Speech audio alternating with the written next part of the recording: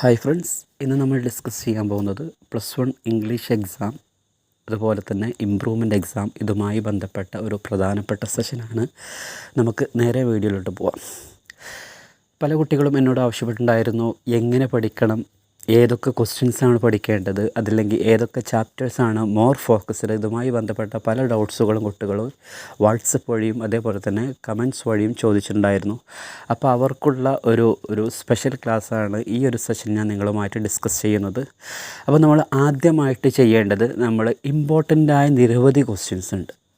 ആദ്യം നമ്മൾ അതിൻ്റെ ഫോമാറ്റ്സാണ് നമ്മൾ എന്ത് ചെയ്യേണ്ടത്, പഠിച്ച് സെറ്റാക്കേണ്ടത്.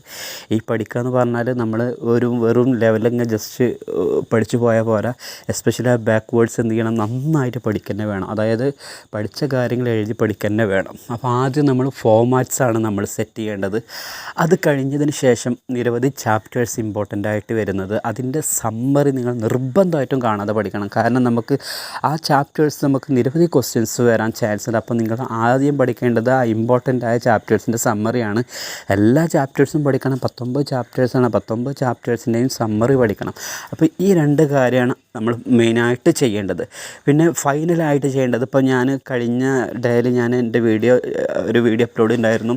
ഓരോ എക്സാമിനും ഏതൊക്കെ ക്വസ്റ്റ്യൻസാണ് പഠിക്കേണ്ടത്. കഴിഞ്ഞ 1ാമത്തെ എപ്പിസോഡ് ഇന്നലെ ഞാൻ പോസ്റ്റ് ചെയ്തു.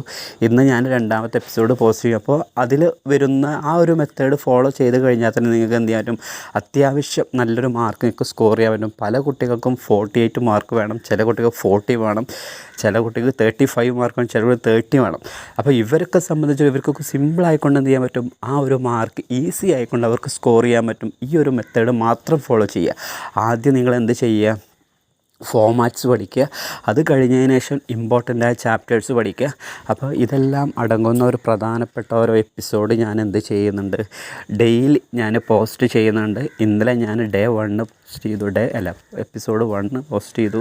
ഇന്ന് എപ്പിസോഡ് 2 പോസ്റ്റ് ചെയ്യും. ഇനി ഓരോ ഡേയും എക്സാം ആകുമ്പോഴേക്കും ഫുൾ ക്വസ്റ്റ്യൻസും അതേപോലെ തന്നെ ഫുൾ ഇമ്പോർട്ടൻ്റ് ചാപ്റ്റേഴ്സും ഡിസ്കസ് ചെയ്യും. ഈ ഒരു മെത്തേഡ് നിങ്ങൾക്ക് ഫോളോ ചെയ്യാം. ഫോളോ ചെയ്ത് കഴിഞ്ഞാൽ നിങ്ങൾക്ക് ഷുവറായിട്ടും നല്ലൊരു മാർക്ക് കിട്ടും. Anyway, thank you for watching my video.